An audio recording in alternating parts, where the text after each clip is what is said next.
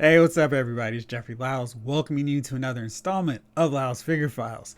Hope you had an amazing weekend tracking down all those figures you've been trying to find.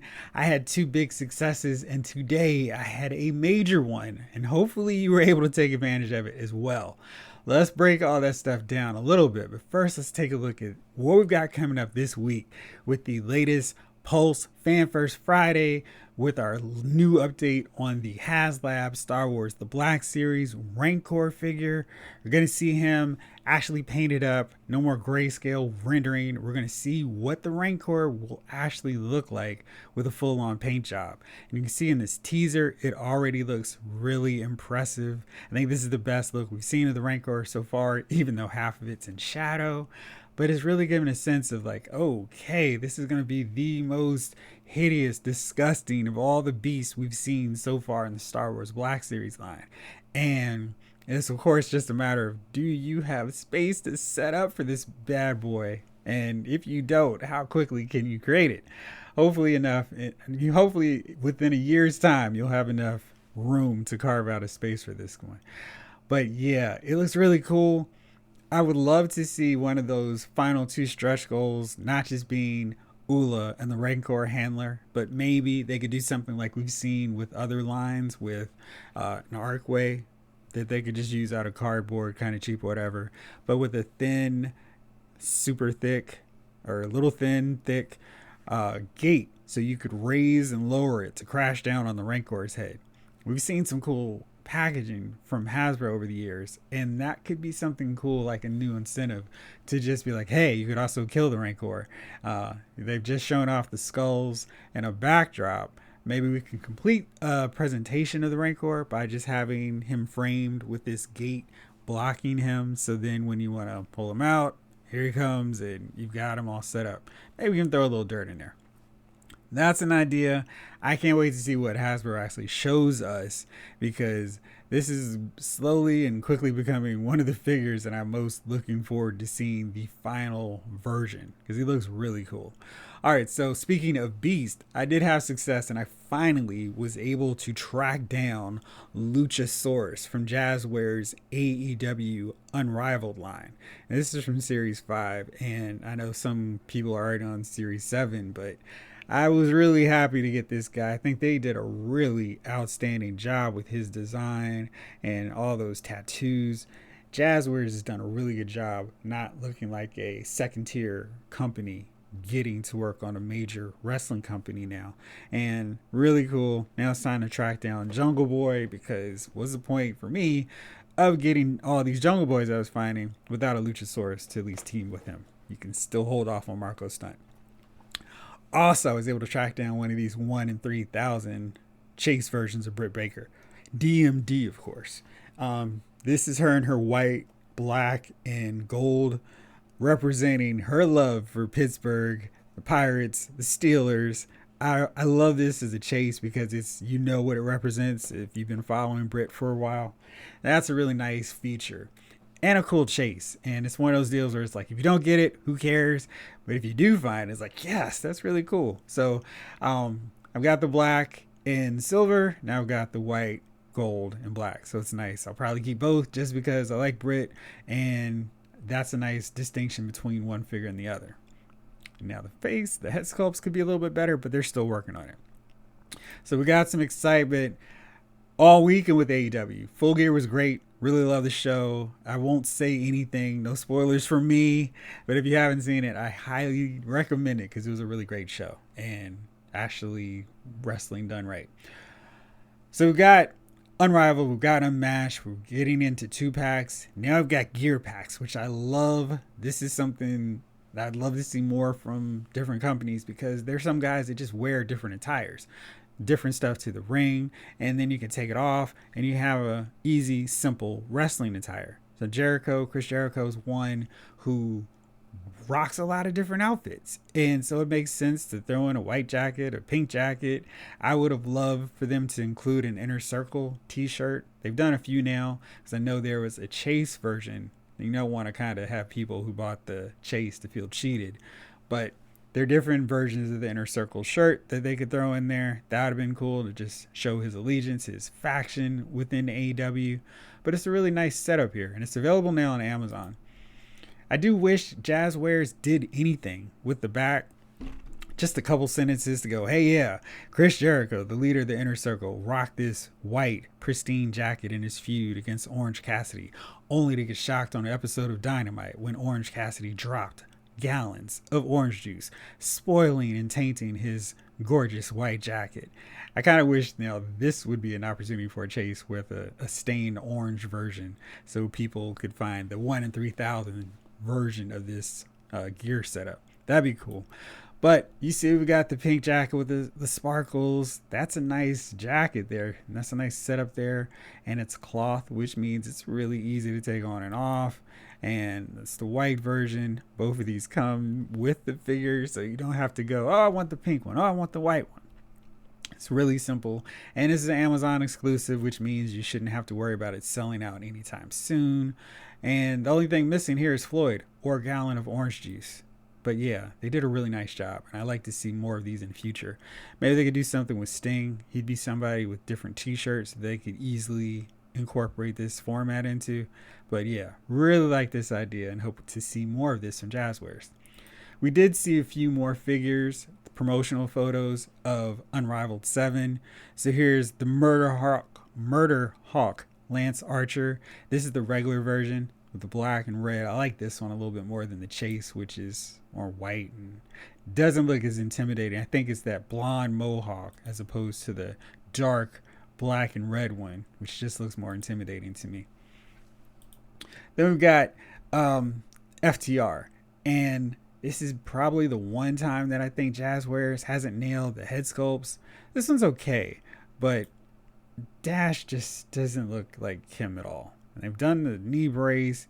I think I'm okay waiting, or maybe I'll just pop the heads of the Revival from Mattel's Elite figures and put them onto these guys, because I really do like the white and red.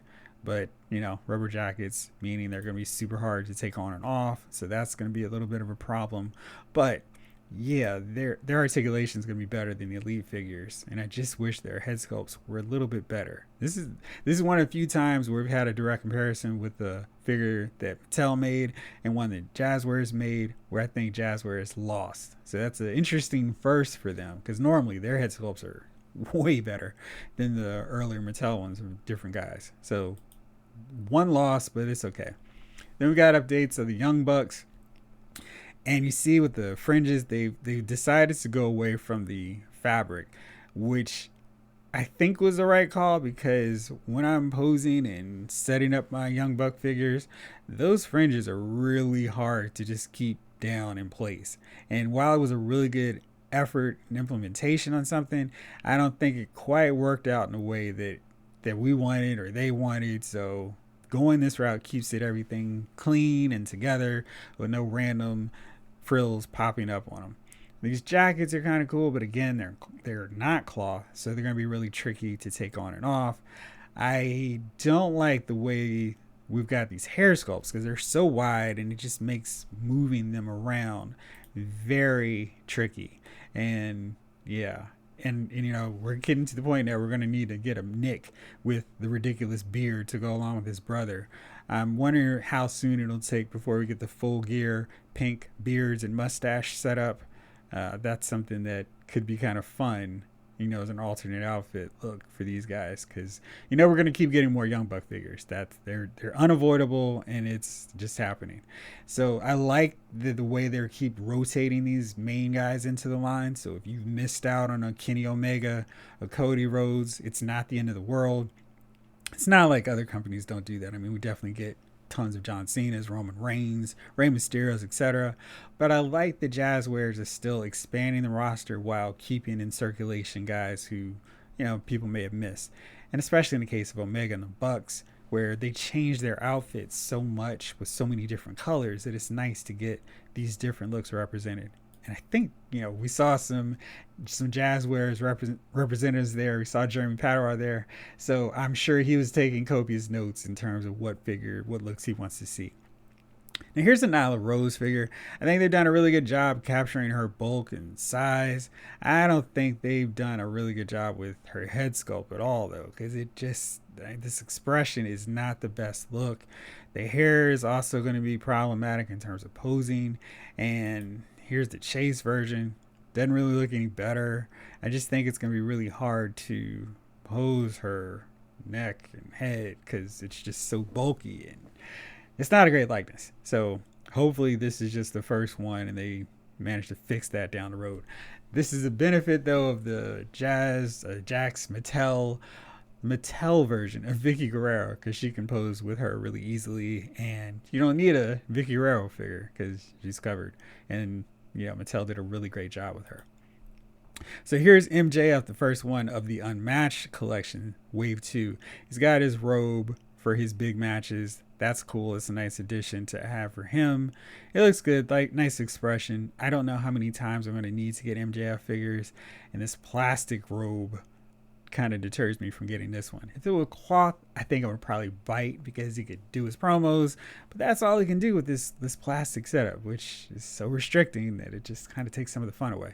Here's the Chase version. So he's got his scarf, he's got his headband. So if you want that look a little bit different, and again, I'm a huge fan of the Chases and the alternate setups because Jazwares actually put some time and thought into the Chase. It's not just, all right, we're going to paint one thing a different color and call it a Chase. This is like we're mixing up a whole bunch of things with these guys. I really like that. So we got also Pride and Powerful, Santana and Ortiz. A nice crazy head sculpt. He's got the tongue kind of going to one side. And I'm loving that they keep switching up the head sculpts where we're not just getting one head sculpt used over and over and over again. It's like, all right, here, let's try a new one after the second figure. So that's really cool and a really nice incentive to keep buying these figures of guys. And I like this look for both of them. And yeah, so I may get this just because I like the colors and just seeing them with different head sculpts. Really nice deal. I'll be curious to see what kind of accessories they come with, but really nice job again on these two, the former LAX. They've done a really good job on them. Here's Ty Conti, and I really want to see her full gear look done ASAP. I think of everyone that was on the show, this was the one that I was like, oh man, I need to get this outfit in figure form because it was just a cool look with the braided hair, the face paint. It was neat, and I think that this figure here is really, really well done. And I like to see what else they do with future Ty Conti figures. So of course, the man called Sting. I'm sorry, it's a terrible impersonation of Tony Schiavone. But here's Sting. He gets a Chase because he's Sting, and so it's not as obvious, so you have to pay attention. The shirt is the biggest difference here. So you see this one has the Sting with the bats going into X form, and here's the other one with the bigger, larger Scorpion logo there. So I like that because, I mean, I will buy every Sting figure I find from these guys because, you know, the Mattel figures are kind of disappointing, but this one looks really well done. Can't wait to get them. And the last one is Warlow, so now we can complete the expanded version of the Inner Circle and start off our Pinnacle collection. And I guess we're almost done. We just need Sean Spears, so I don't know what's taking him so long, but hopefully we'll get him very soon because he's the last one left now. It's kind of like, all right, what do we got to do for a guy who's basically a day one member of the AEW roster? All right, so that's it for AEW. But for New Japan Pro Wrestling fans, Super 7's Series 2 is now in stock at Ringside Collectibles. I'm not loving these guys. I really was excited when Super 7 announced that they were getting this line and hoping to expand my wrestling collection beyond just the ones here in the United States. These prototype figures look great, but just like with Series 1, you see the serious decrease in quality and from the prototype to the actual, figure that we are going to get. Evil is probably the worst example of how bad these prototype to actual figures translations are. He's got a pinhead, long giraffe neck. I don't know what happened with him. He's not good. Naito looks good. I think I may consider getting him just because he looks better. But that $45 price tag is a killer. And I feel like I'd be a lot more lenient with some of these issues if they were $20, 25, maybe even 30. But for $45 to these figures, I need a lot more perfection. I need it to feel like I've got a small version of Los Ingonables. I think I butchered that, but you know what I'm saying. The full version of LIJ in action figure form. And I think these guys are okay. I wouldn't mind paying $20 for them. Like I'd scoop them up quick at $20, and I'd still complain like, these could be better, but not at 45. Not definitely not double that price point. And that doesn't include shipping, so it's a tough sale for me. I wish they did come up better, but for those of you interested, they are available. Super 7 does have something I think it looks really great, and I think for fans of their Teenage Mutant Ninja Turtle line, I cannot imagine not being excited about it, even if the price is not the most exciting. This is the Ultimate Party wagon vehicle, and looks really amazing. You see the pizza hubcaps here, and like the turtle shell, the turtle expression there on the front. It really looks great, and I think they did an amazing job with it. You can see here with this full 3D version how much went into it. The only thing is, this thing is going to be basically $500 after you factor in tax. And there's a lot of great detail, but it's really hard for me to justify paying $500 for a vehicle like this. And that's the catch when you've got figures who are $50 to start. You got to assume that they, a vehicle for those guys would be $200, $300. So to go to $500, that's a lot. But for those of you who are collecting these Super 7 Teenage Mutant Ninja Turtles, please let me know what you think about it, because I have avoided it so far, and I don't think I'm going to jump in at this point. But is this going to be something you're interested in, or like, that's way too much for me too? So let me know. All right, so for those of you like me who love a good bargain, Target has a great sale right now on all Disney toys. And that means for us, Star Wars Black Series and Marvel Legend figures are currently on sale. Buy two, get one free. It's a great price for Marvel Legend figures. Even at the $22.99 price point, you can get them for about $16 after the free shipping, because it's over $35. And it works out pretty well. So, we've been paying a little bit more for Marvel Legends to get them cheaper. I think the Full Eternals wave is there. Most of the Marvel Legends retro figures with the Spider-Man and the Gambit and Rogue are still there. The only ones that are not on the site are the ones that I just got in the mail from Target.com the other day. Mr. Fantastic from the Retro series. Really nice job despite the creeper fingers. And Benjamin J. Grimm, the ever loving blue-eyed thing. I wish his eyes were a little bit better. They're a little bit too far off. But beyond that, really nice to see him and Reed. So now I have a complete Fantastic Four. I was able to take advantage of the sale to get Legion, Cyclops, and Psycho Man. So I completed 2 waves with that. So I was very happy about that.